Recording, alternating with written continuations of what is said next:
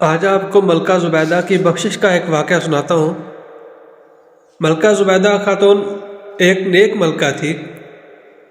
اس نے نہر زبیدہ بنوا کر مخلوق خدا کو بہت فائدہ پہنچایا۔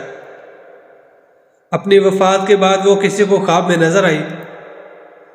اس نے پوچھا کہ زبیدہ خاتون، آپ کے ساتھ کیا معاملہ پیش آیا؟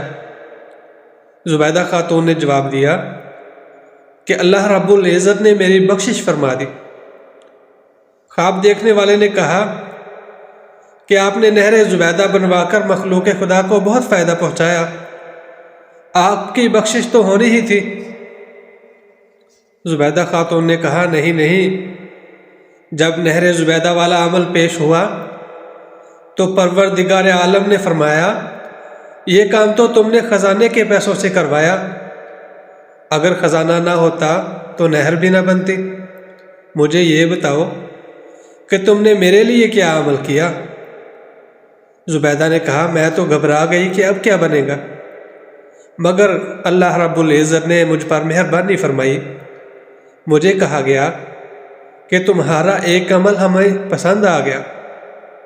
ایک مرتبہ تم بھوک کی حالت میں دسترخوان پر بیٹھی کھانا کھا رہی تھی کہ اتنے میں اللہ اکبر اذان کی آواز سنائی دی۔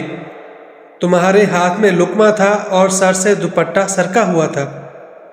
تم نے لقمے کو واپس رکھا، پہلے دوپٹے کو ٹھیک کیا، پھر لقمہ کھایا۔ تم نے لقمہ کھانے میں تاخیر میرے نام کے ادب کی وجہ سے کی۔ جاؤ، آج ہم نے تمہاری بخشش کر دی۔ سبحان اللہ۔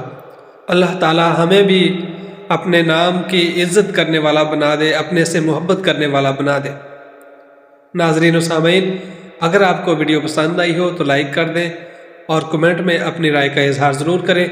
مزید ایسی اسلامی ویڈیوز حاصل کرنے کے لیے میرے چینل حماد احمد ڈوڈی کو لازمی سبسکرائب کر دیں تاکہ آپ تک مزید ویڈیوز پہنچ سکیں۔